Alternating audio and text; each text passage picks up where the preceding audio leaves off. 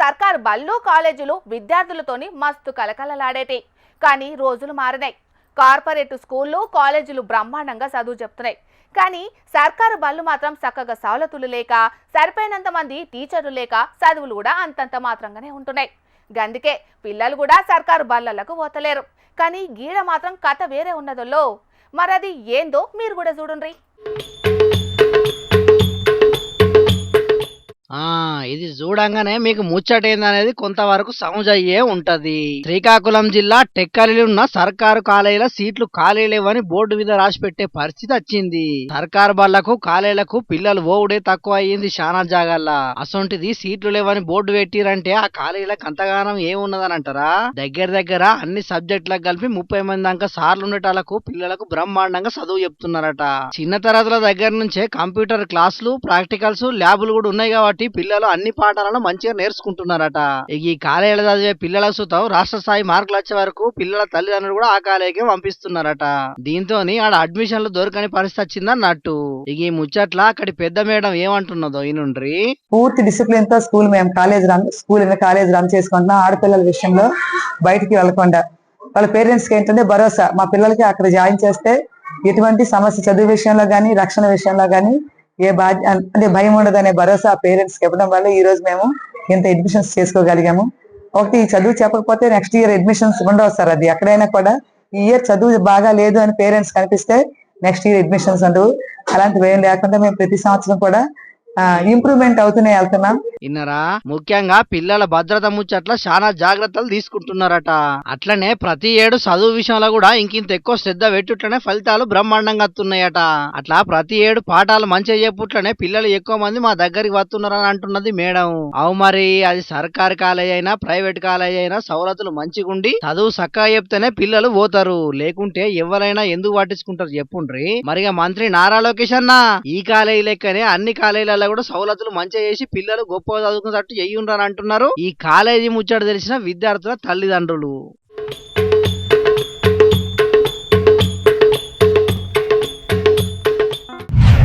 ప్రభుత్వాలు ఎన్ని మారినా సర్కారు బల్ల హాలత్ మాత్రం మారదులా.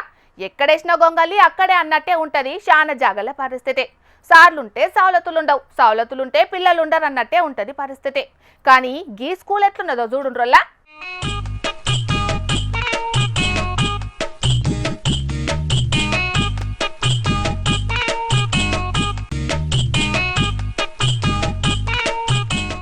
ఈ స్కూలు ఎంత బ్రహ్మాండంగా ఉన్నదో చూసిన రానుల్లా. ఈ స్కూలే కాదు, ఈ స్కూల్లో చదువు సుతం అంతే గొప్పగా ఉన్నది. పెద్దపల్లి జిల్లా ధర్మారం మండలం రచ్చపల్లె ఊళ్ళు ఉన్నది సర్కార్ బడి. ఈ స్కూల్ గురించి మేం చెప్పుడు కాదు గాని ఆడ చదువుతున్న ఈ బుడ్డోడు ఏమంటున్నాడు ఈనుండ్రి. మా సార్ మాకు నవోదయ కోచింగ్ కూడా ఇస్తున్నారు. ఆటపాటలతో ఆహ్లాదకరమైన వాతావరణంలో మేము లెక్కలు నేర్చుకుంటున్నాం. మా సార్ డేట్లు వేస్తే అదేం వారమో మేము చెప్పగలం. ప్రైవేట్ స్కూల్కి వెళ్ళే వాళ్ళు ఇంకెవరు లేరు. ప్రైవేట్ స్కూల్కి వెళ్ళే వాళ్ళు మా స్కూల్కి రావాలని నేను కోరుకుంటున్నాను. ఈ స్కూల్లో చదువుతున్న పిల్లలు ఇంగ్లీష్ పేపర్ కూడా ఎంత చక్కదనంగా చదువుతున్నారో ఈనుండ్రి. Naidu remarks on animal fat in Tirumala laddu sparks. ఇన్నరా ముత్యవంతం లేని పిల్లగాళ్ళు కూడా కార్పొరేట్ స్కూళ్ళలో చదివే పిల్లలు చదివినట్టే ఎంత బ్రహ్మాండంగా చదువుతున్నారో. ఇదే కాదు లెక్కలు సుతం అంతే ఫాస్ట్ గా చేస్తున్నారు. ఏదో పుస్తకాలు పట్టుకొని బట్టి పట్టినట్టు కాకుండా ఆటపాటలతోనే మంచిగా నేర్చుకుంటున్నారు పిల్లలు. ఇక బడి గురించి బడి పెద్ద సారు గిట్లా అన్నాడు. తల్లిదండ్రులకు ఓపెన్ ఛాలెంజ్ ఇవ్వడం జరిగింది.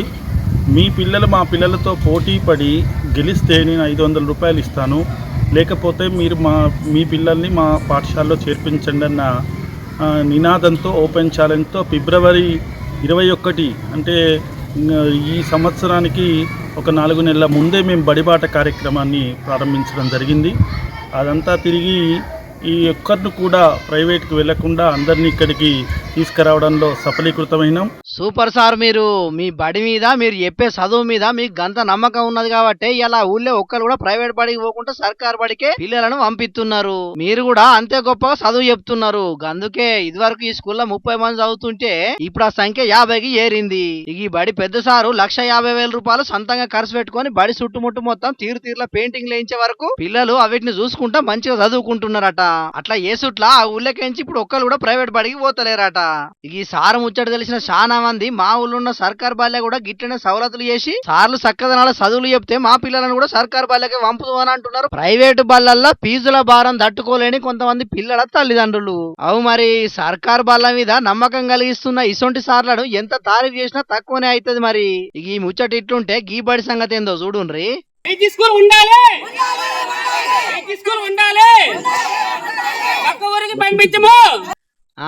ముచ్చటేందంటే శ్రీకాకుళం జిల్లా పాలకొండ మండలం బెజ్జి ఊళ్ళున్న సర్కార్ బడిని తలవరం ఊళ్ళున్న బల్లె కలిపిరట పెద్ద సార్లు. దీంతోని అక్కడికి మా పిల్లలను పంపించడం కష్టం అవుతుంది కాబట్టి మా బడిని మా ఊళ్ళోనే ఉంచాలని ఇట్లా నిరసనకు దిగిర్రు ఆ స్కూల్లో చదివే పిల్లల తల్లిదండ్రులు. మా బెజ్జి గ్రామంలో మా స్కూల్ ఉండాలి, పక్క మండలంకి అయితే మేము పంపించము. ఎందుకంటే చెరుకు టాటర్లు లారీలు అన్నీ వస్తాయి, చిన్నపిల్లలు వాళ్ళు నడలేరు కూడా. పక్క మండలానికి మా పిల్లలను పంపించాలంటే చాలా కష్టం అవుతుంది. ఆటోలు చెరుకు ట్రాక్టర్లు బగ్గా తిరిగే తొవ్వంటి పోవాలంటే మా పిల్లలకు భద్రత ఎక్కడ ఉంటుందని ప్రశ్నిస్తున్నారు. ఇప్పటికైనా ఈ బడిని మా ఊళ్ళోనే ఉంచాలని డిమాండ్ చేసిండ్రు. మరి నారా లోకేష్ అన్న రేషనలైజేషన్ పేరు మీద స్కూళ్ళను తీసేసుకుంటా పోతే గిరిజన పిల్లలు చదువులకు దూరం గారా? ఇప్పటికైనా అందరికి చదవంతట్టు చూడాలని డిమాండ్ చేస్తున్నారు విద్యార్థి సంఘాల నాయకులు. చూడాలి మరి సర్కారు మళ్ళీ ఏం ఆలోచన చేస్తుందో ఈ బల్ల మీద. మా స్కూల్ బెజ్జి పంచాయతీలో ఉండాలి, ఎక్కడికి తరలించరాదు. కొంతమంది చిన్న చిన్న కష్టాలను కూడా అస్సలుకే తట్టుకోలేరు. దునియాలా ఎవ్వరికి రాని కష్టం నాకే వచ్చిందన్నట్టుగానే చేస్తారు. ఇక మా బతుకులు గింతే అన్నట్టు డీలా పడుతుంటారు. కానీ కష్టం వచ్చిందని గీ అన్న అక్కడికి ఆగిపోలేదు. ఏం చేసిండో నేను చెప్పుడు కాదు, మీరే చూడుండ్రోలా.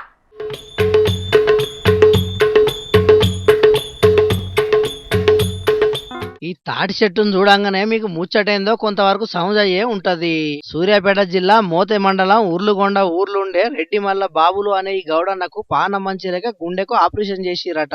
ఇక డాక్టర్లు తాడి చెట్లు ఎక్కద్దని చెప్పిరట. కాకుంటే చెట్లు ఎక్కకుంటే ఇంట్లోకి వెళ్ళదు కాబట్టి తాడి చెట్టు ఎత్తు ఇనుప నిచ్చెన తయారు చేసి చెట్టు కట్టేసి ఉంచిండు. ఇక మోకు ఆసరాతోని నిమ్మలంగా నిచ్చెనతో ఇట్లా తాడి చెట్టు ఎక్కి కళ్ళు గీస్తున్నాడు. ఆ గౌడన్నకు వచ్చిన పని కుల వృత్తి ఒక్కటే. ఇక ఆ పని చేయకుంటేనేమో ఇల్లు గడవది. మరి పెద్ద పెద్ద షీట్లు ఎక్కుదామంటేనేమో పానంలో శాత కాదు. ఎట్లా ఎద్దురో దేవుడా అని ఆలోచన చేసి 10,000 రూపాయలు ఖర్చు పెట్టి ఇట్లా నిచ్చెన తయారు చేయించిండట.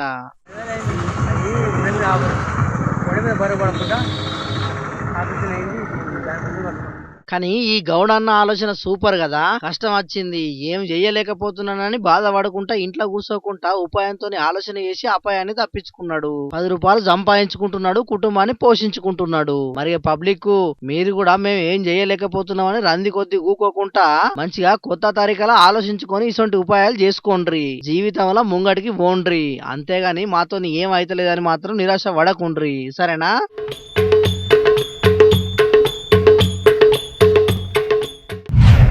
రైతన్నలకు ఎద్దులకు నడుమ ఉండేటి అనుబంధం మాటలు చెప్పేది కాదులా.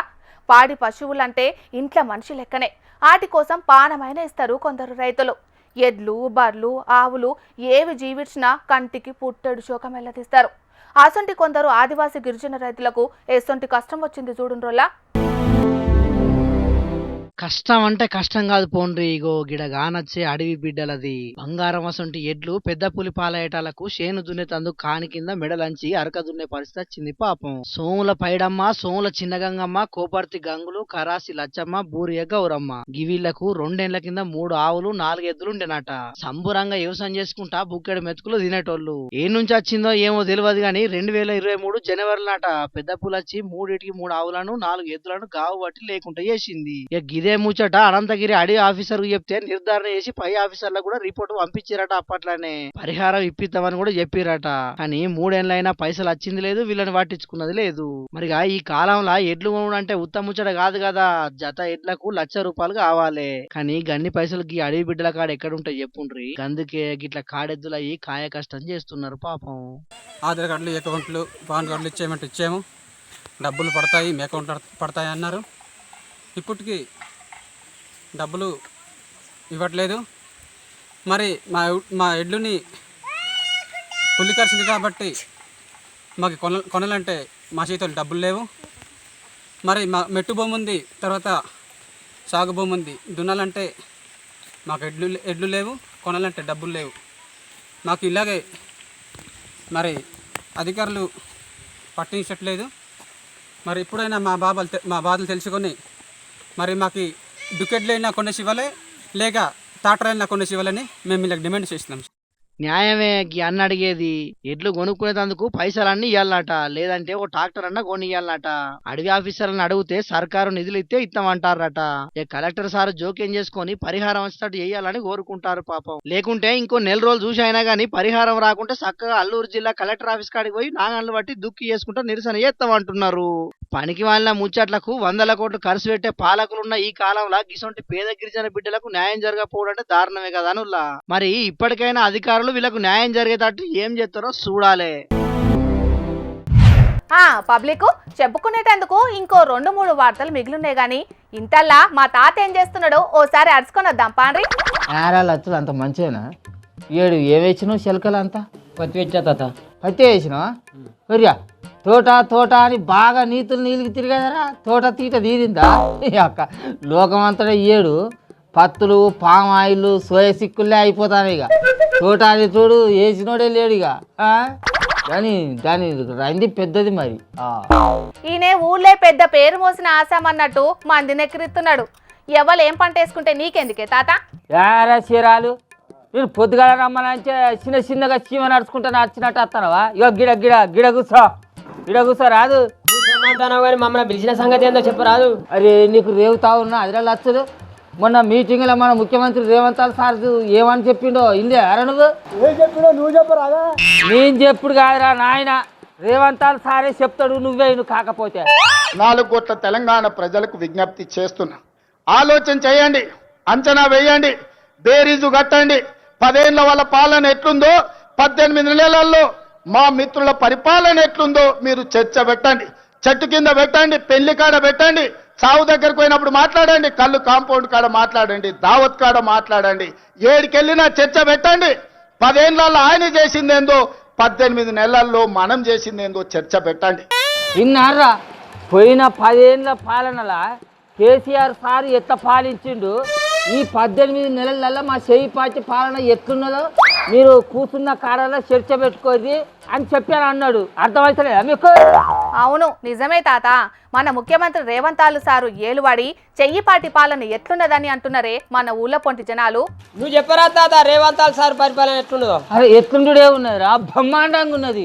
3 పువ్వులు 6 కాయలు లెక్క ఎలిగిపోతుంది. అరే అప్పుడు కేసీఆర్ సారు 200 రూపాయల పింఛన్ని 2000 రూపాయలు చేసి ఇచ్చిపోయిండు. ఇప్పుడు రేవంత్ సారు అదే 2000 రూపాయల పింఛన్ని 4000 రూపాయలు చేసిండు. కానీ రూపాయి అయితే ఇంతవరకు ₹1 అట్లనే మా మహిళలకు గృహలక్ష్మి పథకం కింద నెల 2500 రూపాయలు ఇస్తాన్నాడు గాని ఇప్పటికీ 200 రూపాయలు కూడా గతికే లేవే తాత. కౌలు రైతులకు, భూమి లేని నిరుపేదోళ్లకు ప్రతి సంవత్సరం 15,000 రూపాయల రైతు భరోసా ఇస్తా అన్నాడు. కానీ భూమి ఉన్న నా చిన్న కొడుకు ఇంతవరకు రూపాయి రైతు భరోసా గతికే లేదు. పెళ్లి చేసుకునే ఆడపిల్లగాన్లకు కళ్యాణ లక్ష్మి పథకం కింద తులం బంగారం ఇస్తామన్నారు. ఆ తులం బంగారం ఏమో గాని ఈ సమేత్తు ఎండు కూడా ఇస్తలేదు సర్కారు. ఓ ఇంకా గవ్వే ఎందురా వారి. కేసీఆర్ సారు 10 ఏళ్ళు పరిపాలించి ఒక్క రేషన్ కార్డు అన్న ఇచ్చిండా? అదే మా ప్రజా పాలనలో అర్హులైన వాళ్ళందరికీ రేషన్ కార్డు ఇచ్చినాం అని చెప్పి చెప్పుకుంటారు కదా. ఆ రేషన్ కార్డు లిస్టులలో పేర్లు వచ్చిన వాళ్ళు రేషన్ దుకాణంలోకి పోతే బియ్యంలో యూనిట్లు వీకురే రేషన్ కార్డులు పట్టుకొని వస్తేనే బియ్యం ఇస్తామని రేషన్ డీలర్లు ఇలా కొడతారట. మరి సర్కారు ఇచ్చినామని చెప్పుకుంటున్నా ఆ రేషన్ కార్డులు ఇవి అంత ఊతముచ్చటేనా? గంతెందుకే తాత, నిరుద్యోగులకు నిరుద్యోగ భృతి అన్నారు. చదువుకునే మా ఆడపిల్లగాన్లకు స్కూటీలు ఇస్తామన్నారు. అవి కూడా ఇంతవరకు పతకే లేవే తాత. తెలంగాణ ఉద్యమకారులకు ఇంచడుగు జాగానిది, ఇంద్రమ్మ ఇల్లు ఇస్తామని అనిది. ఇప్పటి వరకు ఆ ఊసే తీర్తలేరు అంటున్నాం. ఏమ్మో ఆ మొదలుపెట్టిన ఇంద్రమ్మ ఇల్లు అయినా పొడిగెళ్తాయో ఎవరికెరక. సార్ ఉన్నప్పుడు క్యాలెసరా నీళ్ళు వచ్చేది, ఇప్పుడు ఒక చుక్క సుత నీళ్ళు వస్తలేవు తాత. అవు నువ్వు అన్నట్టు అప్పుడు కేసీఆర్ సారు కాలువలతోటి కాళేశ్వరం నీళ్లను చెరువులు నింపించిండు. కానీ ఇప్పుడు కనీసం తాగేటందుకు మిషన్ భగీరథ నీళ్ళు వచ్చి కొప్పెలు కూడా నిండుతలేవంచిన కొన్ని ఊళ్ళల్లో. కొంతమంది జనాలు బిందెలు పట్టుకొని రోడ్ల మీద ధర్నా చేస్తలేరు. చూస్తేనే ఉంచి ఆడాడా. మరి రేవంత్ సారు ఏ ధైర్యంతో కళ్ళు మండువల కాడ, పెళ్లి పేరంటాల కాడ, కూసున్న కాడ, నిల్చున్న కాడ చర్చలు పెట్టి మాట్లాడమంటున్నాడు కావచ్చునే తాత. ఏమో అదే అంత చిక్తలేదు పిల్ల అంచను.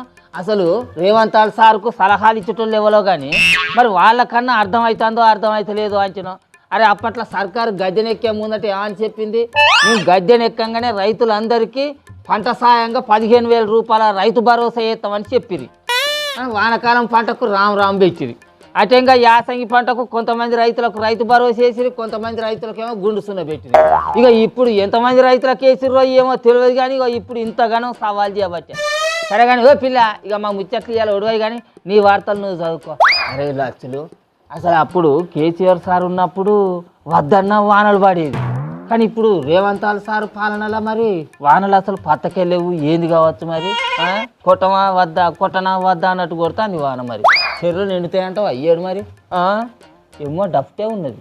కాంగ్రెస్ పాలన మీద సీఎం రేవంత్ అన్న నలుగురు కలిసిన కాడ చర్చ పెట్టమని చెప్పుడేంటో గానీ అది కూడా రేవంత్ అన్నకే తగులుతున్నది పాపం. చాలా జాగలల్లా ఇప్పటికంటే అప్పుడే మంచిగుండే అని జనాలు అంటున్నారట. సర్కారు షాల్ చేసిన చాలా పథకాలు అందరికీ అందకపోయేటాలకు ఊళ్ళల్లో తిట్టుకుంటున్నారట. ఆయన ఇట్లా చర్చ పెడితేనే జనాలు ఏమనుకుంటున్నారనేది తెలుస్తుంది కాబట్టి ప్రజల కష్టాలు తీర్చేటందుకే ఈ ఉపాయం చేసింది కావచ్చు మరి రేవంత్ అన్న. ఇవాళ కూడా మీకోసం కొన్ని లిల్లీపుట్ వార్తలు పట్టుకొచ్చినాం, మరి అవి సుతం చూసేయండి.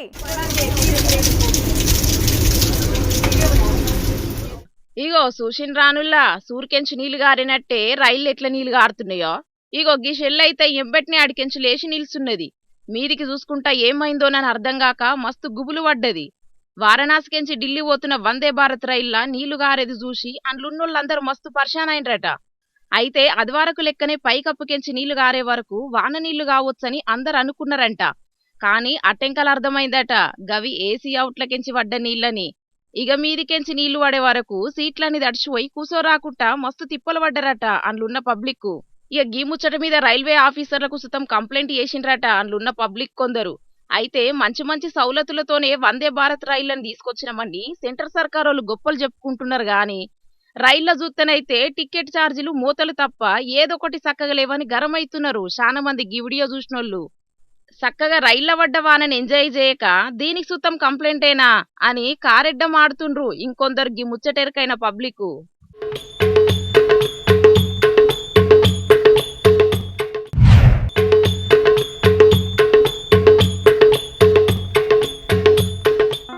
ఇగో చూసిన రానోళ్ళ గూడు కట్టుకోనికే పిట్టెలకు ఏడ జాగ దొరకనట్టు కట్టెపుల్లలన్నీ తీసుకొచ్చి విమానం రెక్కల మీద ఎట్లా పెట్టినాయో, మరి మనుషులు కదా తిరిగినట్టే విమానాల మీద దేశాలన్నీ తిరగాలనుకున్నాయో ఏందో పిట్టెలు గాని మంచిగా విమానం రెక్కల నడుమున్న ఖాళీ జాగలా తీసుకొచ్చిన కట్టెపుల్లలను వేర్చినాయి. ఇట్లా ముంబైకెంచి బ్యాంకాకు పోయే ఎయిర్ ఇండియా విమానం రెక్కల నడుమ గానొచ్చింది. అయితే విమానం ఎక్కిన ప్యాసింజర్లలో గీది ఫోటో తీసి ఆండ్రున్నలకు చూపెట్టే వరకు పైలట్ కు మతలబు పంపిండ్రట. ఇక ఎంబటే గీ ముచ్చట్ను ఆడున్న గ్రౌండ్ స్టాఫ్లకు కాల్ చేసి చెప్పిండట పైలట్. ఇక ఎంబటే అలర్ట్ అయిన స్టాఫ్లు విమానం కాడుకొచ్చి రెక్కల నడుమ పెట్టిన కట్టెపుల్లల్ని మొత్తం సాఫ్ చేసిండ్రు. ఇక ఇది చెయ్యబట్టి విమానం 3 గంటల ఆలస్యంగా బయలుదేరిందట. ఈ అవ్వా విమానం ఆలస్యమైనా మంచిదే గాని కట్టెపుల్లలు చెయ్యబట్టి గాలకు పోయినాక ఏదైనా ప్రమాదం జరిగితే పెద్ద పరేషానే ఉండునని ఊపిరి పీల్చుకున్నారట అందులున్న ప్రయాణికులు. అయినా గీ నడుమనే ఏదో టెక్నాలజీ ప్రాబ్లం చెయ్యబట్టి లండన్ కి పోయే ఎయిర్ ఇండియా విమానం గూలిపోయి అందులున్నోళ్ళందరూ జీవించిండ్రు. మరి గిసొంటి ప్రమాదాలు అవుతున్నప్పుడు సిబ్బంది ఎంత అలర్టుగుండాలే. పచ్చులు విమానం మీద గూలు పెట్టుకునేదాకా చూసుకుంటా ఉన్నారంటే ఏమనాలే గీలనని మస్తు గరమైతున్నారు చాలా మంది గీ వీడియో చూసిన పబ్లిక్.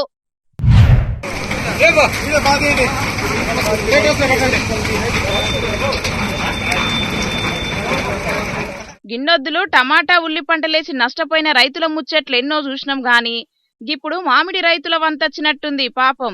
ఇగో చూసి రానుల్లా గిడున్న రైతన్నెవలో గాని ట్రాక్టర్ నిండా మామిడికాయలను తీసుకొచ్చి రోడ్ల మీద ఎట్లా వారవోసిండో, పంట మంచిగా వండిందని సంబురపడాలో గిట్టుబాటు ధర లేక బాధపడాలో తెలియక పంటనంతా తీసుకొచ్చి రోడ్డు మీద వారవోసిండు. ఏపీ చిత్తూరులుండే ఒక రైతన్న ఆరుగాలం కట్టబడి కంటికి రెప్పలెక్క కాపాడుకొని పండించిన పంటను అమ్ముదామని ఫ్యాక్టరీకి తీసుకుపోతే కిలోకి 2.5 రూపాయలే ఇస్తామన్నారట. పంటకు మంచి గిరాకత్తది కావచ్చు అనుకుంటే వ్యాపారులు పూరగా అధ్వానంగా అడిగేటాళ్లకు గుండె పగిలినంత పనైందంట రైతన్నకు. ఇక అక్బరేట్కు ఫ్యాక్టరీలకు అమ్ముడు కంటే పారవోసుకునేదే నయమని కోపంతోని గీతిరిగా నిరసన చేసిండట రైతన్న. ఇక తిరుక్కుంట పంచిపెట్టుడేంది, మామిడికాయల్ని ఒక కాన్నే కుప్పబోతే కావాల్సిన వాళ్ళందరూ ఎత్తుకపోతారని ఇట్లా చేసిండన్నట్టు పాపం రైతన్న. మరేం చేస్తారులా పాపం రైతులు అమ్మబోతే అడవి కొనబోతే కొరువన్నట్టే తయారైంది పరిస్థితి. పంటలకు పెట్టుబడులేమో లచ్చలకు లచ్చలు కాబట్టే ఇక లాభాలొచ్చేది దేవుడెరుగు, మీదికెంచి ఉల్ట నష్టాలే రావట్టే. రైతులకు నష్టం రావద్దని పండించిన పంటనంతా సర్కారోళ్లే కొంటారని గిప్పటికే బయట రాష్ట్రాలకెంచి మామిడి పండ్లను కొనుడు సుతం బంధు పెట్టిండ్రు సర్కారోళ్ళు. అయినా సుతం రైతులకు మాత్రం తిప్పలు దప్పుతలేవంటే ఇక సర్కారోళ్ళు ఏం చేస్తున్నట్టో ఏందో పొండ్రి. ఇక తెచ్చిన వార్తలన్నీ అయిపోయినాయి. ఈ ఊళ్ళ తాజా పంట సమర్పించు ఇయాల్టి జోర్దార్ వార్తలు. మళ్ళొచ్చే జోర్దార్ల మళ్ళా కలుద్దాం. అప్పటిదాకా చూస్తూనే ఉండుర్రి హెచ్ఎం టీవీ. అట్లనే ఇంకిన్ని మంచి మంచి వార్తల కోసం హెచ్ఎం టీవీ యూట్యూబ్ ఛానల్ని సబ్స్క్రైబ్ చేసుకోండి. ఇసంటి ముచ్చట్లు ఆడ మస్తుగుంటాయి. అన్ని ముచ్చట్లు మీ దాకా చేరాలంటే తప్పకుండా గంట కొట్టుండ్రి, లైక్ చేయండి, ఈ ముచ్చటను మీ దోస్తులకి షేర్ చేయండి. ఏమంటున్నాం? సరే మరి, టాటా.